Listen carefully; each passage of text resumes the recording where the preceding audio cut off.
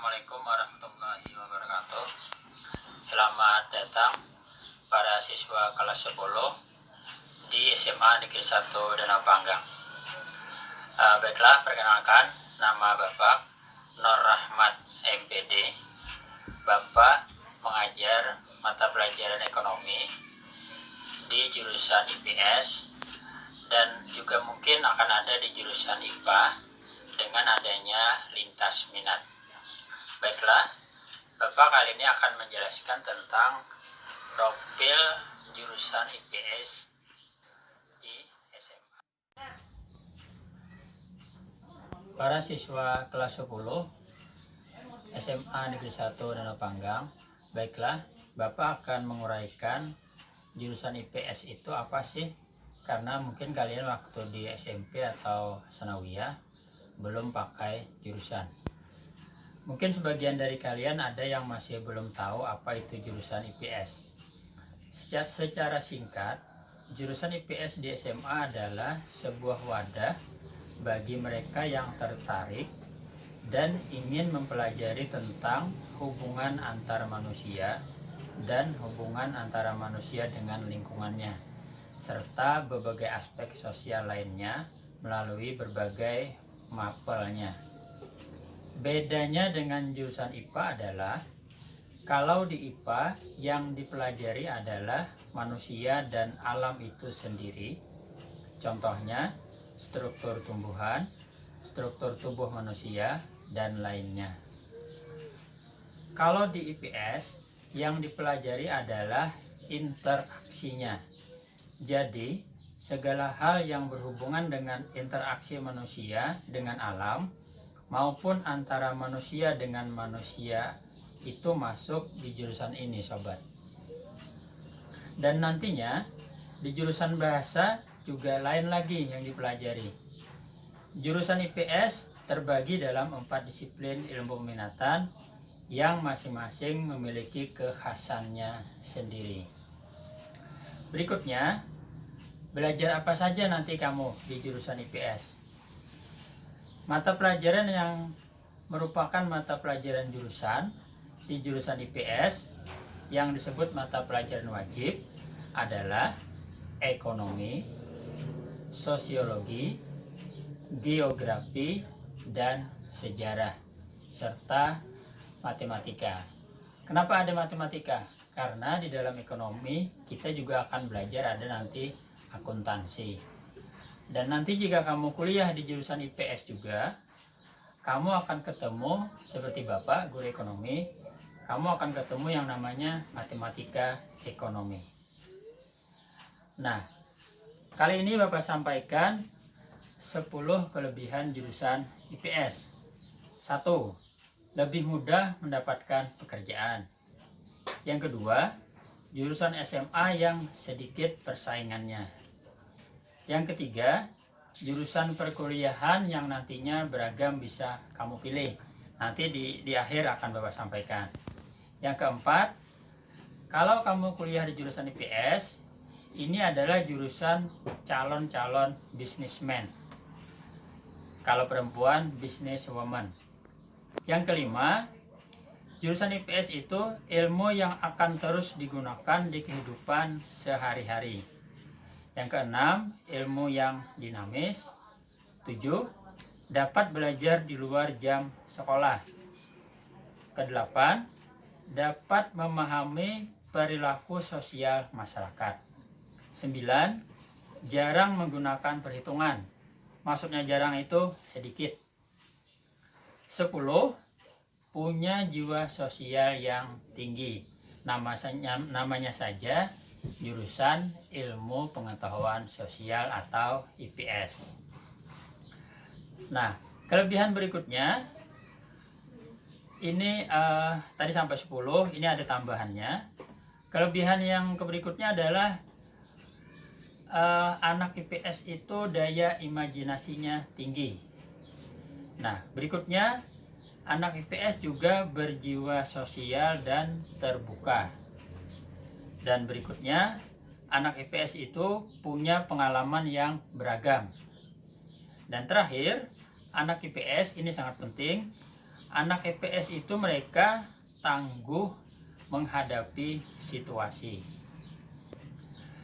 Nah, jika nanti kamu kuliah, ini ada sekitar 22 sebetulnya jurusan kuliah yang bisa kamu pilih jika kamu di jurusan IPS.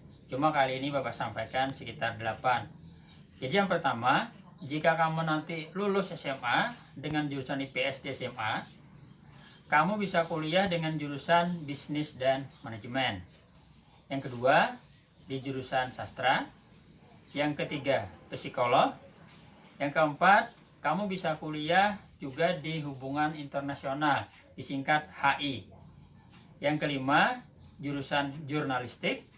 Yang keenam, di jurusan ilmu politik. Dan yang ketujuh, jurusan sosiologi.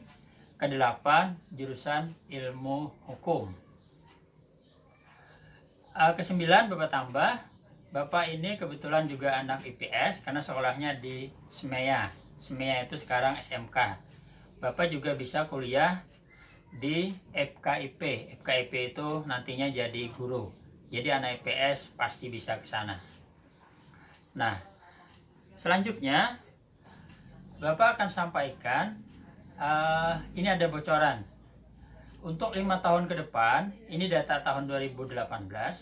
Untuk 5 tahun ke depan, ada 18 jurusan IPS yang dibutuhkan.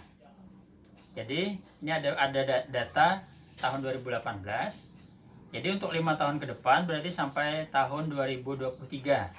Ada 18 jurusan IPS yang sangat dibutuhkan untuk 5 tahun ke depan. Artinya, setelah lulus SMA, kamu bisa kuliah di jurusan ini karena akan sangat dibutuhkan. Yang pertama, jurusan ekonomi. Yang kedua, jurusan akuntansi. Ini di Fakultas Ekonomi. Yang ketiga, jurusan ilmu hukum. Yang keempat, jurusan pendidikan. Nah, ini yang Bapak sampaikan sebelumnya tadi. Ini berarti fakultasnya keguruan FKIP seperti Bapak. Yang kelima, jurusan psikolog. Yang keenam, jurusan sastra. Ketujuh, jurusan ilmu komunikasi. Kedelapan, jurusan bisnis dan manajemen. 9, jurusan hubungan internasional. Yang ke-10, jurusan sosiologi. 11, jurusan jurnalistik. Ini berarti menjadi wartawan. Ke-12, jurusan desain komunikasi visual. 13, jurusan administrasi bisnis. 14, jurusan manajemen perhotelan. Nah, ini jika kamu ingin bekerja di hotel. 15, jurusan sastra Inggris. 16, jurusan ilmu politik. 17, jurusan fashion design atau tata busana. Dan yang terakhir, ke-18, jurusan broadcasting. Nah, itu bocoran tadi, artinya sampai tahun 2023 18 jurusan ini sangat dibutuhkan.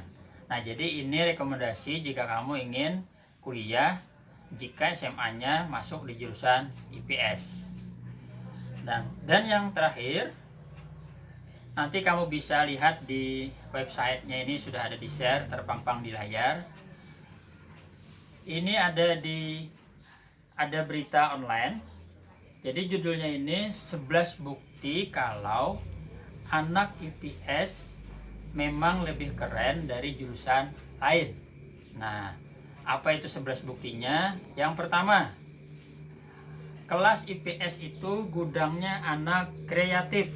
Nah, dan yang kedua, jangan ditanya lagi, anak IPS itu sudah pasti jadi rajanya kelas meeting.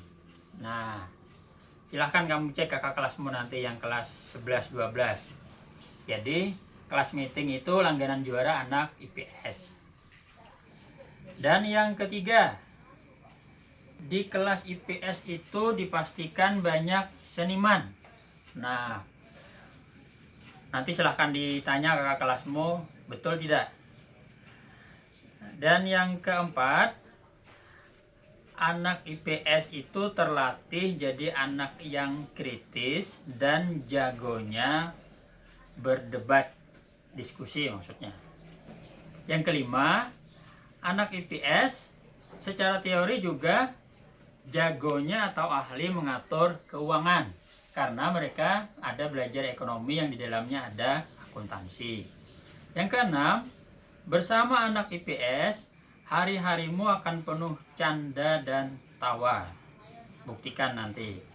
Yang ketujuh, anak IPS itu cara berkomunikasi satu sama lain jadi bagus.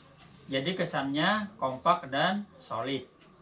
Kedelapan, sudah bisa dipastikan anak IPS pandai menyelisik persoalan-persoalan sosial. 9. Anak IPS itu mereka punya jiwa yang humanis. Jadi ini adalah poin plus buat anak IPS. 10. Anak IPS dia tidak cuma soal akademis. Anak-anak IPS juga jago dalam soal berorganisasi. Ketua OSIS saat ini adalah anak IPS. Kelas 12, saat ini dia kelas 12 IPS 2. Dan yang terakhir, ke-11, anak IPS itu dia tidak cuma dekat sama guru waktu di dalam kelas. Mereka juga bisa sangat akrab di luar kelas. Nah, jadi itulah kenapa tadi anak-anak IPS tadi dia dekat sama guru di dalam kelas dan di luar kelas? Karena mereka banyak bergabung dalam organisasi, sehingga anak-anak IPS dia jadi dekat dengan guru, tapi bukan minta nilai ya. Nah, baik, sudah percaya kamu untuk masuk di jurusan IPS? Semoga info ini bisa bermanfaat dan kamu tertarik masuk di jurusan IPS di SMA Negeri 1 Danau Panggang.